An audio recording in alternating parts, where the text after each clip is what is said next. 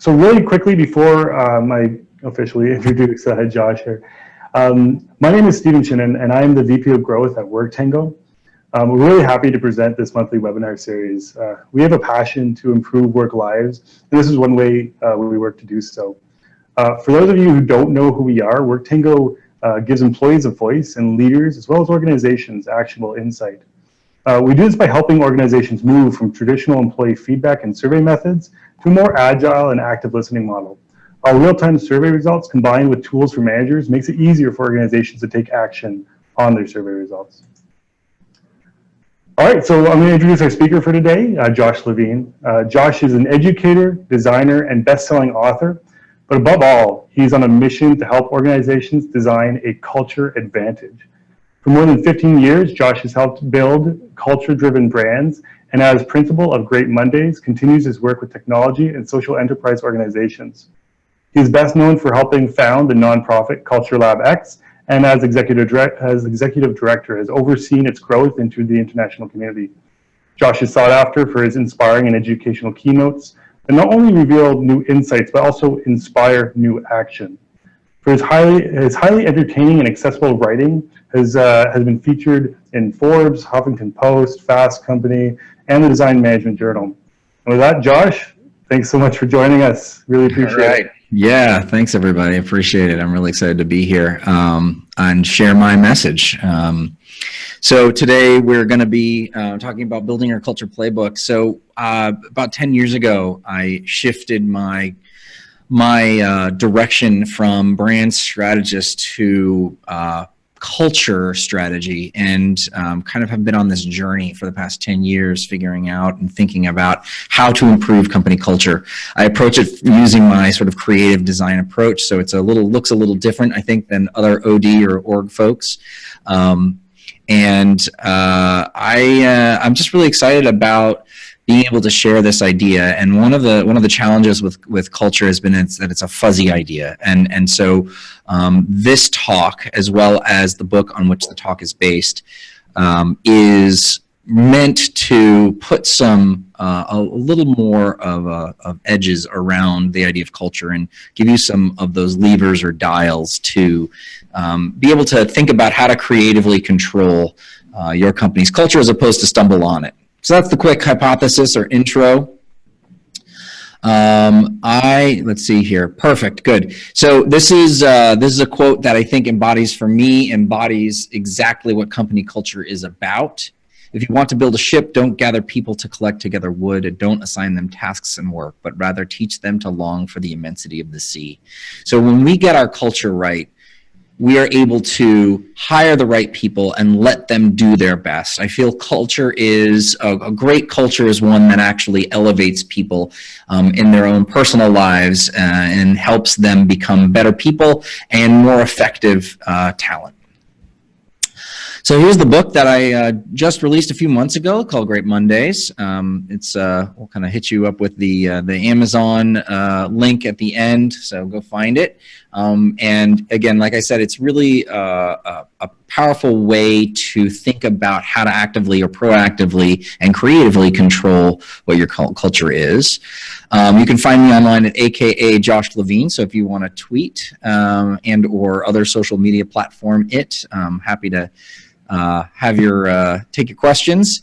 Like Stephen said, Culture Labx is something I started. We're in 9 cities across North America. If you are a culture builder and are interested in meeting other culture builders and learning more, check out Culture Labx. I also run a culture design consultancy. We work with technology and social enterprise organizations based in the Bay Area.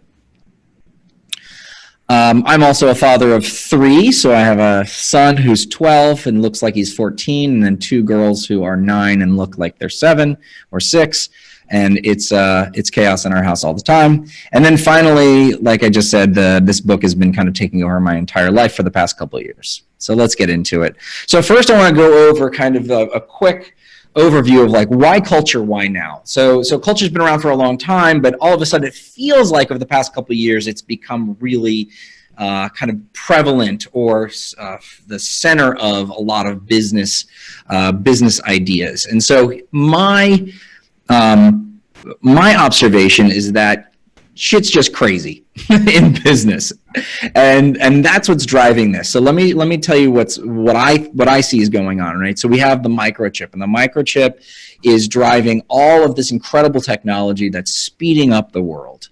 It's absolutely dragging us forward, and what that's causing in the world is something called VUCA. VUCA is a military term, actually. It came about to describe kind of the state of the world just after the Cold War ended. And what it means is volatility, uncertainty, complexity, and ambiguity. And it doesn't take a lot to make that leap from the battlefield to business. When you think about where we are in how technology is driving things, it is this world we're living in is really hard to manage because of all these things. You can no longer predict sort of a stable growth path. Like, are you trying to predict what's going to happen in 24 months? Forget it, because you don't even know what's going to happen in 3 months. And so this sort of general anxiety that kind of weighs on everybody, that I know everybody feels, is driven by all of this stuff that's happening in business. There's so many things, right? You've got like these startups launching and turning industries right side up or upside down in the middle of the night. Mergers and acquisitions. Someone who was a competitor is now an acquisition. It's just insane. Like, things are just moving so quickly.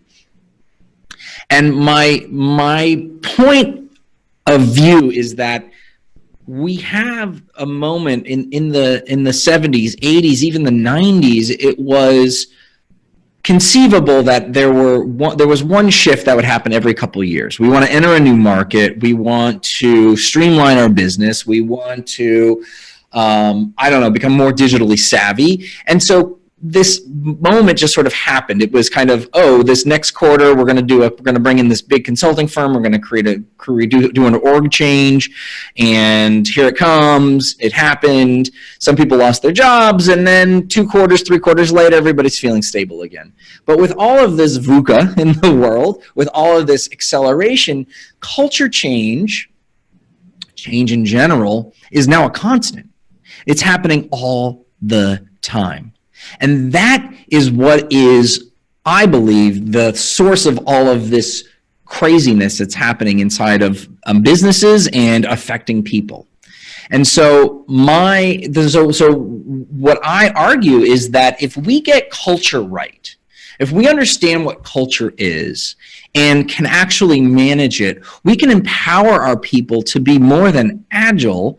We can empower them to actually understand and be part of the change that's happening. If we continue to operate in a command and control style, in a way that is suited for creating efficiency from the machine age, we're never going to speed up. We're never going to be able to catch up. It's a higher order shift. And so that is the role of culture. It is the underpinning of the success or failures of businesses in the 21st century. So that's kind of that is the argument to start with. So let's move on and just get on the same page. So what is culture? First off, let's just get straight out and say it's more than ping pong and pizza. We have this, there's been sort of some conversations where, at least in Silicon Valley, around where we are, where it's like all of a sudden there's like 300 people inside of this startup, and the culture isn't great, and someone goes, hey, we should just get a foosball table, or like we should allow pets to come on Fridays and do free laundry or whatever, if your pets do laundry, I guess. But the idea is that those are just perks. Those aren't culture. Here's what Merriam-Webster says: a way of thinking, behaving, or working that exists in a place or organization. Okay, so that's right. I'm not saying that that's not correct. It's just not, I feel like, useful.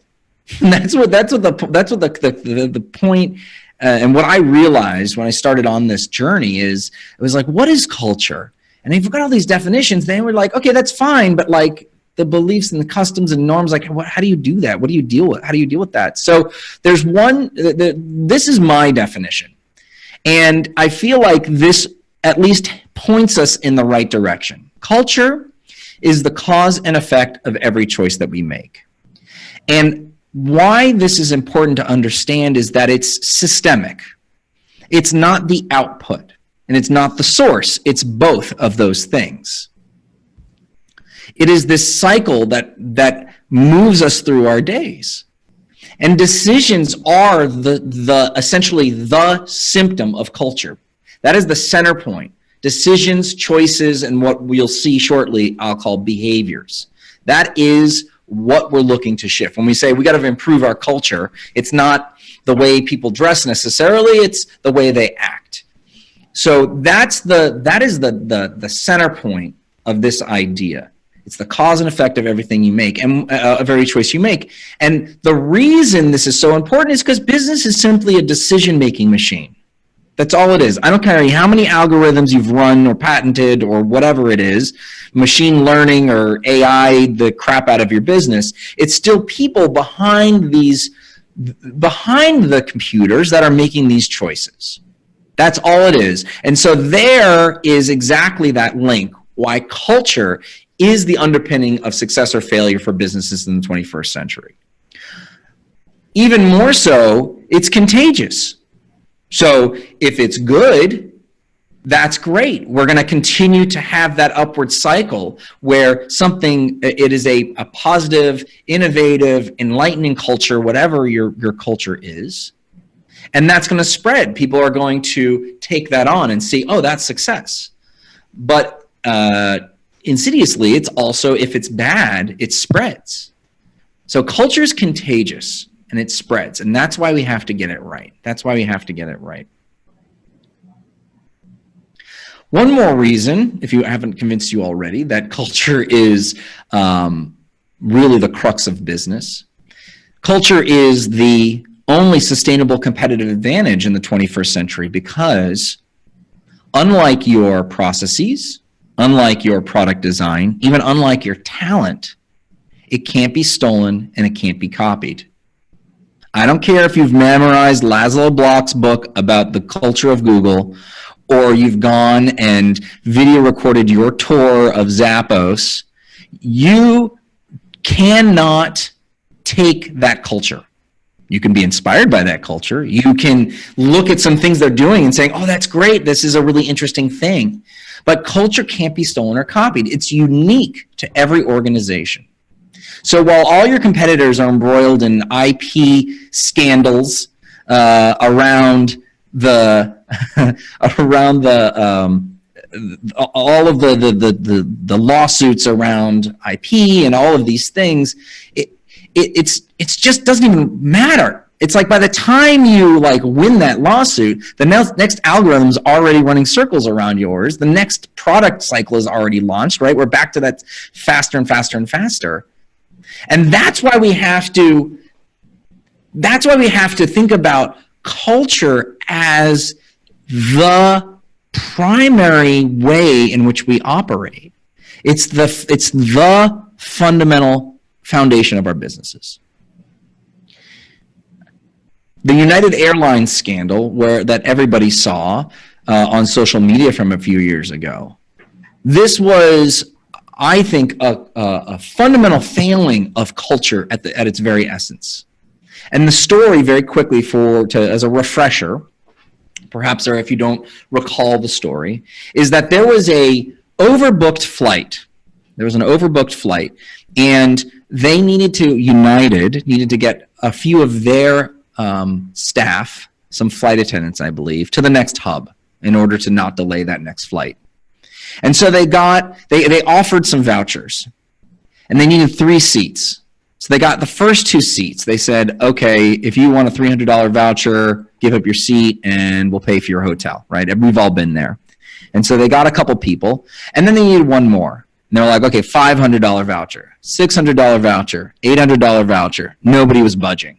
Nobody budged. And they only were empowered to go to $800 because they were trying to save money.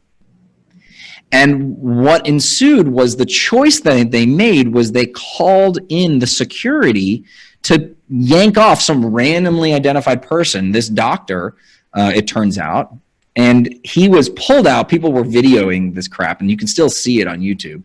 They pulled him out of his seat and dragged him off the plane. Now, let me ask you a question. How much money do you think that scandal cost them? How much money do you think that, I mean, millions? So let's think about, how do you empower your staff to say, okay, I'm going to give a $1,000 voucher. Would you move for $1,000? Would you move for $5,000? How about $50,000? Probably you'd get someone to do that, and that's going to save you money at the end of the day than yanking some poor guy off the plane. That, to me, is all about company culture and leadership. That story right there is all about culture. And culture, this is why I'm arguing that it's too important. We just cannot leave culture to chance. So how do we take a proactive, creative approach to developing our cultures in a way that we want? What is it that we're looking for? What is the output? Are we trying to be more collaborative or innovative, stable, or are we trying to be a fast follower? What kind of culture do you want? What kind of outcome do you want, and how do you develop a culture to deliver on that? So here's what this logic led me to think about. What's the system? And this is as a designer, I think about systems. I think about patterns. And this is what I wanted to do when I started to think about company culture. What is the pattern behind here? What are the things that are the ingredients of culture? So we've got 6 components of company culture, and we'll go through each of these. Purpose, values, and behaviors. That's on the left-hand side. That's the design part of it. That's how we think about what behaviors do we want, what values do we need to get there, what are we shooting for, what's the purpose. So we'll get into that in just a moment. But just having that design doesn't mean that it's going to happen. So we have an activation piece of it, recognition, rituals, and cues. This is how we actually get and incentivize the kind of behaviors that we want. Let's dig into this. All right. First and foremost is purpose. There's a lot of conversations about purpose in the world. And to be honest, all of these ideas, each of these components aren't new ideas. It's the pattern behind it that I think is most interesting. So purpose is why an organization exists beyond making money. Think of it as the peak of the mountain. So you're the leader and you're saying, hey, everybody, we are going to hit that peak. That is where we're going. That is our goal. Your goal as a business is not to make money. Your goal, the money is the symptom of providing value. Don't shortcut that. Why do you exist beyond making money? So let's look at a couple examples of good purpose statements.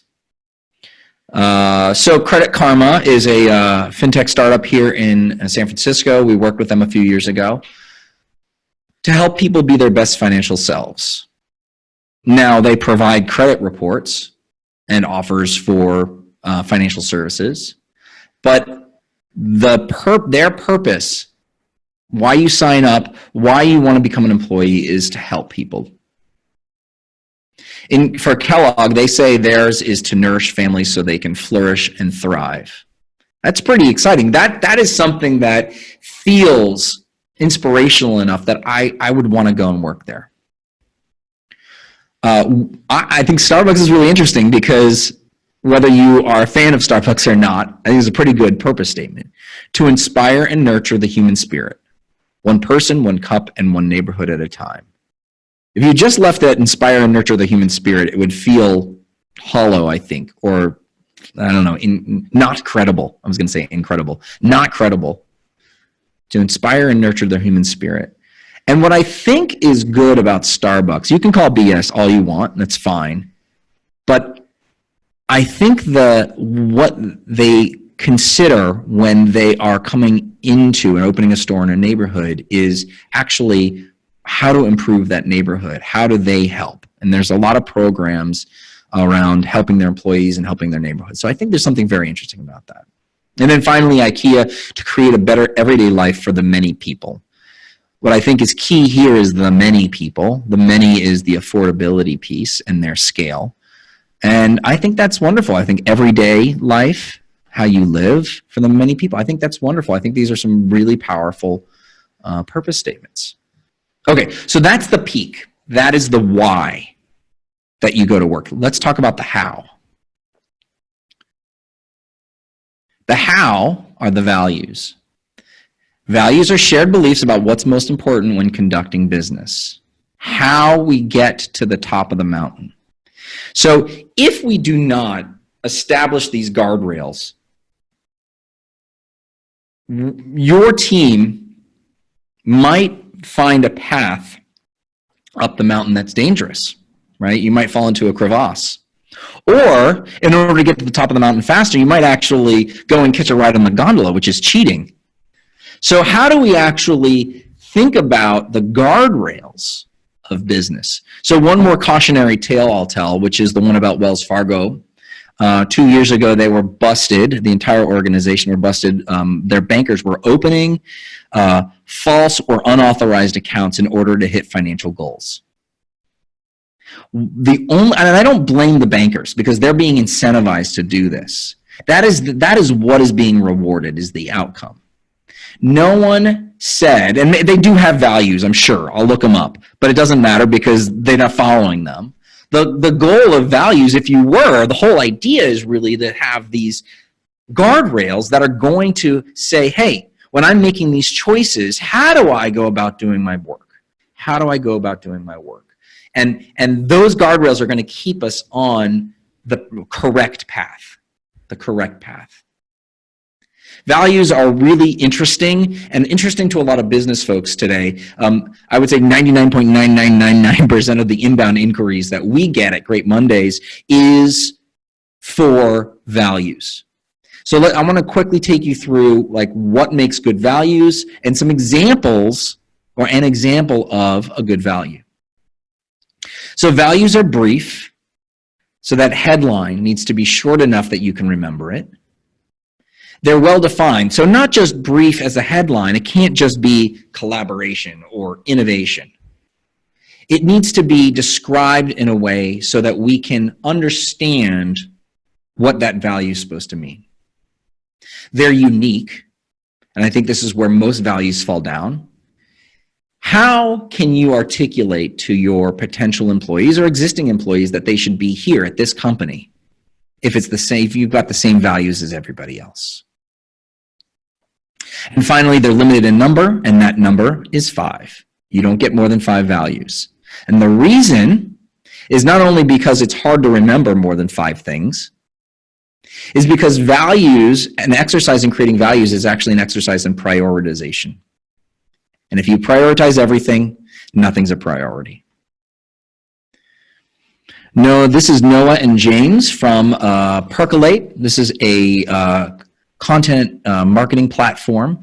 And they started their business Percolate, and they started with values, which is great because usually organizations start and then the values, like at some point you kind of figure them out. So they started, they're like, this is what we want to focus on. So I honor that. I think that's great. I want to show you one example. I think there's some really great things about one of theirs and some not so great things based on the couple of attributes that we just described.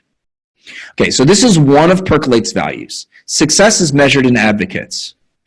The headline's a little long, but I think it's fine. It's a little long for my taste, but I think it's okay.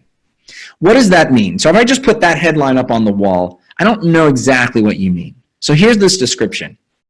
We are truly successful when our customers, employees, and partners become our champions. Oh, I see. And then they ask a question, sort of this activation question. How is what I'm doing helping to drive advocacy?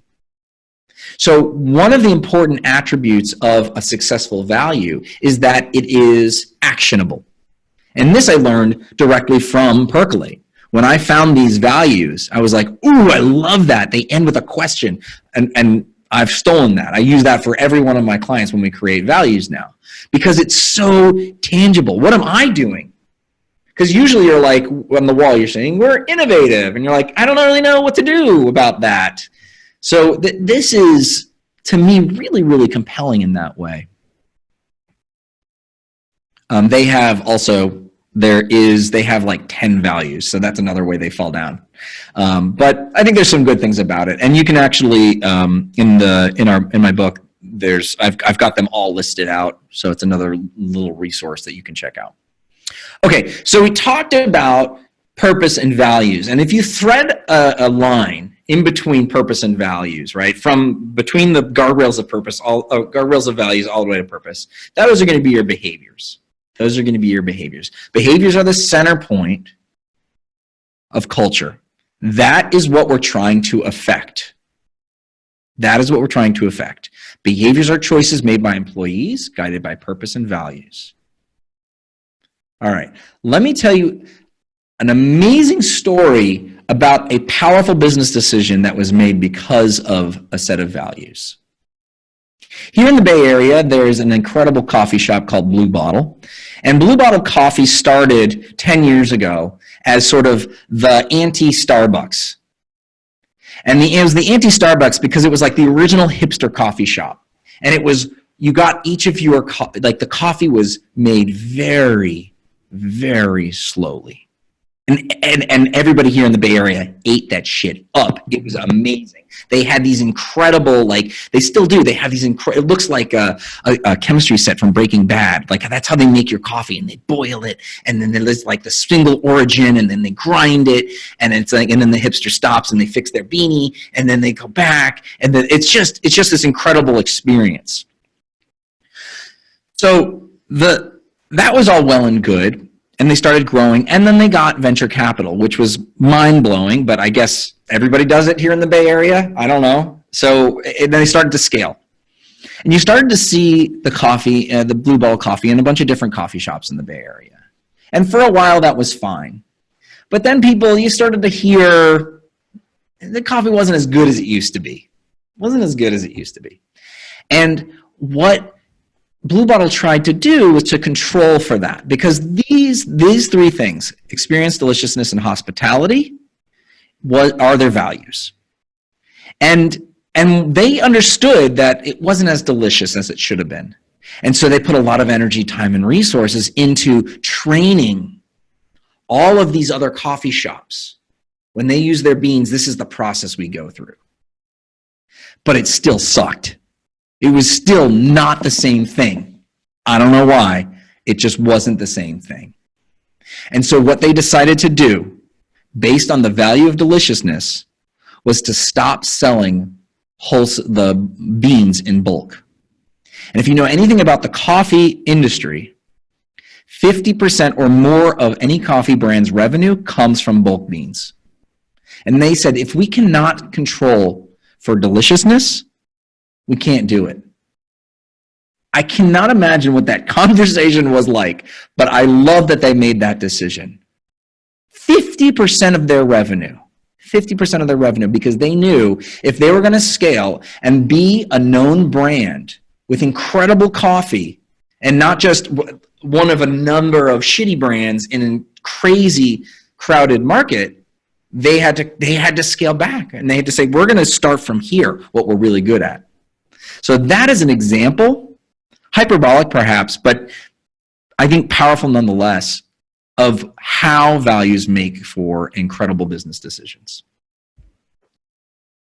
All right, so now you've got your purpose and your values, and you've already defined those behaviors. So how do we actually make it work?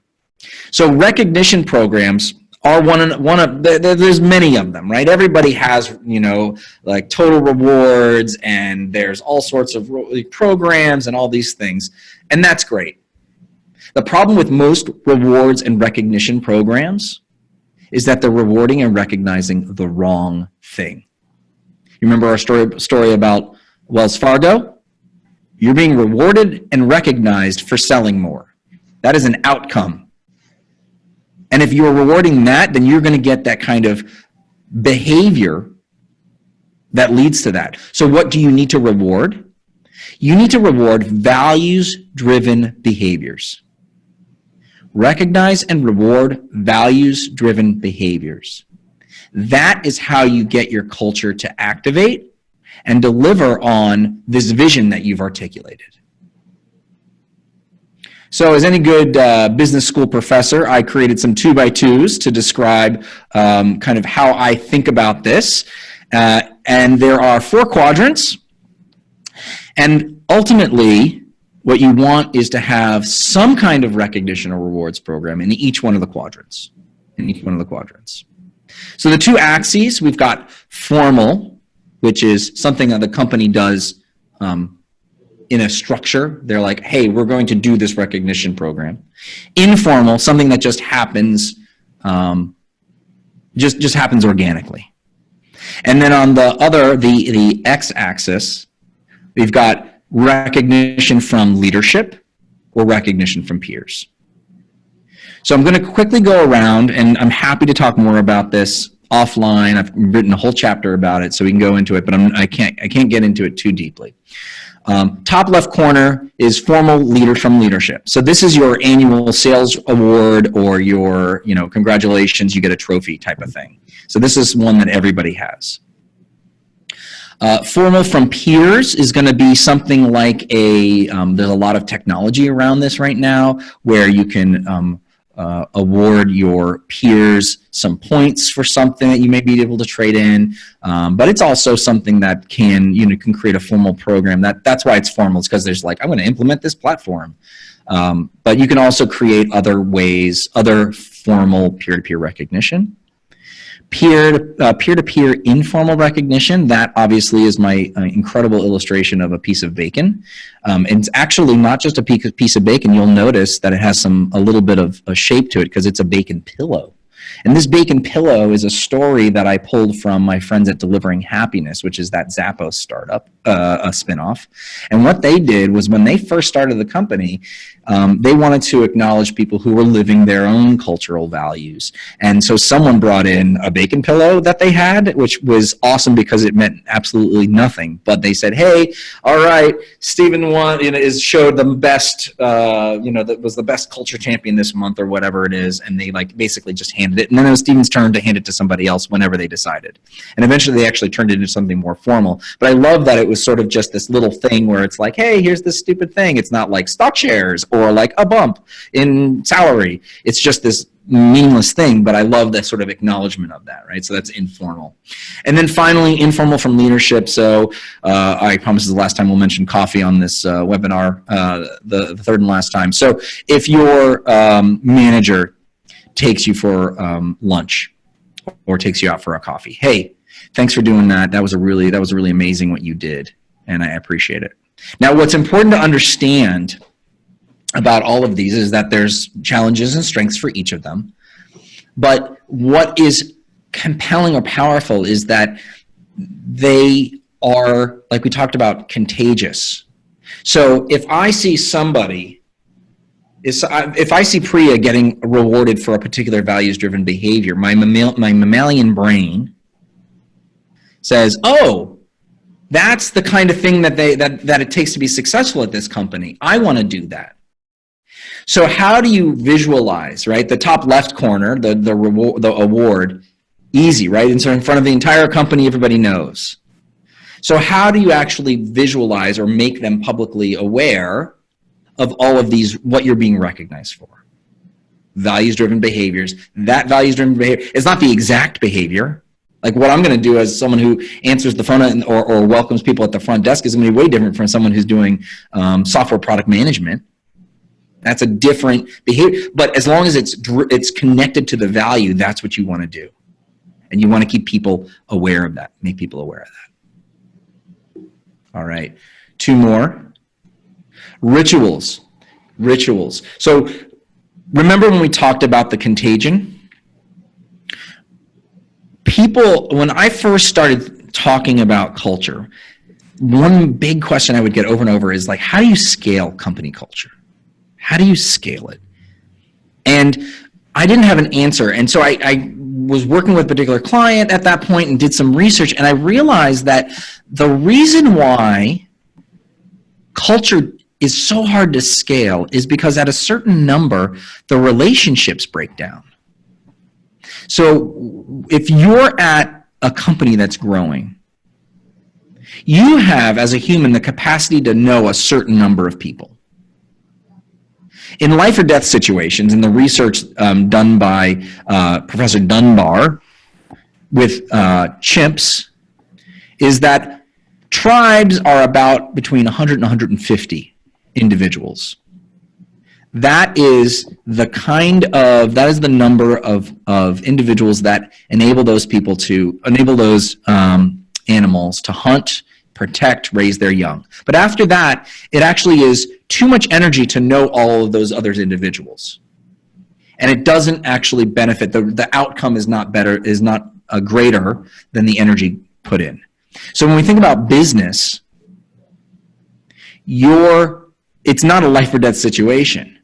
And so after about 50 people, if your company's growing to more than 50 people, you're like, I got things to do. I can't really know everybody that's getting hired, especially if it's like a fast-paced hire. And so what you get is you get 100, 200, 1,000. You get these little groups, these little niches, these little fiefdoms. Barriers start to arise as an organization grows. Physical barriers, literally, you've got doors and offices and cubicle walls. And you've also got the team focus, your expertise area, the accounting group, the software group, and then you've also got your managers and you've got your senior leaders, and all of these things are barriers. And those are all preventing relationships from happening. And relationships are the synapses of culture. And if they degrade, then no matter how hard you work at the core, it's going to be very different at the edges, in different pockets. And sometimes that's okay, but let's make sure that what we're doing is actually adopted. All that energy is actually picked up. That's what we're trying to do. Recurring group activities that build and strengthen relationships. That's what rituals are. So here's the next 2x2. Big group, small group, explicit, emergent. So top left corner, this is the holiday office party. Big group, explicit. This is when you get to interact with folks that you don't normally interact with, little social lubricant, and everybody gets together. Awesome. We're going to go counterclockwise. Explicit small group. This is going to be your company softball team. This is going to be lunch and learns. This is going to be, how do you start to connect people who don't normally get together? Emergent small group, bottom right-hand corner. That, if you can't tell, is a Fender guitar. One of my clients actually left the meeting early and said he was running late to band practice, which I was like, what? What he found is a couple other folks inside the company that also likes to play music. And they said, hey, we're going to do this twice a week. And the company actually gave them some space to store their instruments and practice. I love that. Finally, this is a date of time Jeopardy calendar, top right corner, big group, emergent. So this is a story that comes from Raytheon, which is a government contractor based on the East Coast. And a couple of the engineers, the story starts, one of the engineers had a day at a time Jeopardy calendar, and his cubicle mate teamed up with him, and they would sort of go back and forth, and they had this little ritual. But then everybody else started to come around. They wanted to answer these questions. And so now it's grown into this thing where, like, every Friday, they actually go out into the atrium and all together answer the questions from the week. And they keep score against the calendar. And what I love about emergent rituals is there's something that, like, I could never come up with. It's, like, so organic and authentic. It doesn't feel fake. It feels real. I can't remember where I heard this story, but another one of the tech teams here in the Bay Area, engineers, they have a Dungeons and Dragons night. That is perfect. And I bet other people inside that company would love to participate in Dungeons and Dragons night. That is exactly what we're talking about. All right, we're almost there. Last one. Cues. So no matter how amazing your culture is or your vision is, we all have emails and quarterly budgets and deadlines and meetings and all the stuff that just gets in the way, right? We can't all the time be like, I'm going to work to help families thrive and live and ensure that they're having a great life. It's like, no, I got shit to do. So how do I remember? How do I remember what we're trying to do? How do I connect employees back to the top of the values mountain, or the culture mountain? Cues are physical and behavioral and digital reminders of what we're shooting to do, of our future, of what we're trying to do. And so we've got physical and behavioral, x-axis, and the y-axis is our future, either more immediate or more aspirational. Top left corner, this is a story from Frog Design International, product service experience design firm. They have an office here in San Francisco. And when you walk in, there's an atrium with conference rooms all around. And each of the frosted glass doors actually has a little symbol on it and a name. And the name of the conference room is part of their story. So instead of calling it, and here in San Francisco, everybody loves to either call their conference rooms names of neighborhoods or landmarks, which is totally cute, but it's a missed opportunity to tell a story. For Frog, one of their stories is about where they started. So their founder, Harmut, started this company in the Black Forest in Germany. And so this one's called Black Forest, and it's got a little story underneath it. And each one of the doors tells a piece of the story, which I think is just really amazing. Because if you know, when you book that room, then you get a reminder. And if you don't, you're like, hey, why is this room called Compass or whatever it is? Oh, you didn't know that part of the story? Let me tell you. Storytelling opportunity. I love that. Bottom left-hand corner, physical immediate. So this is a little chart that our friends at X-Plane, which is a business transformation company, they do their work by visualizing the business processes. And what they did was actually visualize for their own employees relationships of how they expect their world to be. And they have it up on the wall and they say, we're servant leaders, or we're collaborative, or all of these things. And they have this constant reminder, which I like. Bottom right-hand corner, company called Veriday Product Design Services, started in Sweden. They have every afternoon at 3 o'clock a Swedish ritual called fika. They stop for tea and biscuits and create relationships, or make time for relationships. So when they opened their office in New York, they did the same thing, which I love because it both is a cue that they are this company where they came from, Swedish, but also making time to have these relationships. And then finally, top right-hand corner is this healthcare company, startup tech healthcare company, put their culture document on Github. And Github is a platform for engineers to co-develop code, and it's ubiquitous, and the intent is that it's always any content on there is always changing. By putting their culture manual on GitHub, it is an implicit indication that that can change. So there's aspiration that you own the culture here and you can change it and you can improve it. And that's what I love about that idea. So that's an aspirational behavioral cue. Whew. Oh, 10:45. I did it. I did it. We're there, right? Not bad. Okay, a little promo time. Thanks for sticking out. You guys, I've got a couple more things if you want to learn more. Of course, the book is available on Amazon. You can check out greatmondays.com we have exercises in the book, but also you can download them for free as PDFs to do with your team for each one of the components at our website, Great Mondays. I would love to be in touch. Please sign up for 1 Minute Mondays. We send out once a month a mercifully short email with culture tools. I would also encourage you to sign up because we've got lots of other things going on. And most immediately, starting in May, we're doing a culture design mini semester. So if you are interested in learning more and actually going through these exercises, we're doing 6 classes over the course of 3 months. Please sign up. And if you sign up, we can do a discount. Boom, 50% off. So if you want to get deeper into this, it's going to be all about how to apply this to actually find and retain your best talent. So you can find it on our website at Great Mondays, or also register on Eventbrite. That is all I have. Your turn. That's awesome. Thanks so much, Josh. I really do appreciate it. We'll just switch over to the next slide here. I'm sorry, I meant to hide my face, but I hope I wasn't too distracting.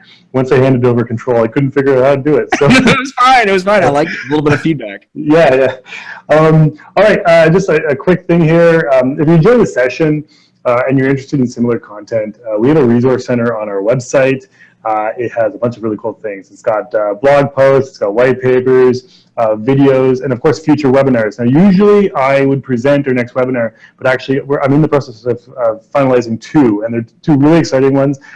So stay tuned, I'll send you guys an email with that next webinar, and it'll likely be mid to late next month. Now Josh, did you get a chance to check out any of those questions there? Oh, I did. Okay, we have a few. Let's right? do it. We got a couple. Okay. Just bought your book. Thank you, Laura. All right. Let's see. Stefan, regarding the discussion on rituals and keeping groups to 150 members, Gore-Tex, the multinational corp, has numerous locations all over Germany with no more than 150 employees just to maintain group intimacy. Beautiful. That is amazing. That's an incredible data point. Yes, exactly. I love that. Vicky says, as an intercultural change practitioner, woof, Vicky, we got to talk. That sounds cool. I'm curious about your view of how national and regional culture affect your model. Purpose and values, for example, are both likely to be interpreted different depending on cultural lens. Yes, 100%, Vicky.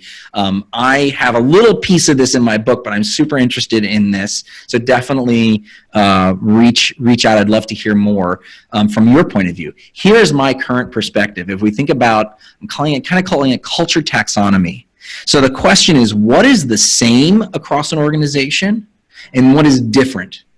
Because forget India and Costa Rica, it's going to be different if you're in, Memphis and Motown, right? Like that's different. And so you have to give that ability to have some change. And I think that's really, really interesting. I am really, my personal opinion is right now is that purpose and values are the same. Now you can interpret them a little bit differently. Behaviors are going to be a little different, as we talked about. Roles, of course, right? So immediately they're different for roles, but also depending on offices.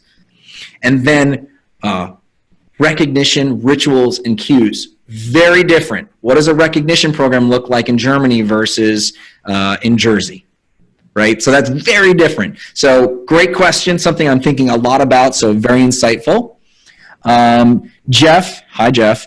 Out of those 4 companies, how many act, behave, and fully represent their purpose statements? Oh, out of the four purpose statement companies, that is a great question. I think it's always a journey, isn't it? And we are very aware as customers when they are not aligned. And so, yes, that is a very insightful question. Probably not all of them. And one of the things that I articulate is like, what company does all of these 6 components perfect? And it's like, I don't really have an answer for that. Like nobody's doing it perfect. I don't think anybody is going to. It's always going to be a journey. That information came from Gladwell's book. Thank you, Stephen. Appreciate it. All right, those are all 4 or 5 questions that answered. So I am available. Please, I would love to be connected. I'm mostly on LinkedIn, super active on that. So find me, Josh Levine, with a little lightning bolt. I would love to stay connected with you. Thanks, everybody. AKA Josh Levine. I'll talk to you guys later.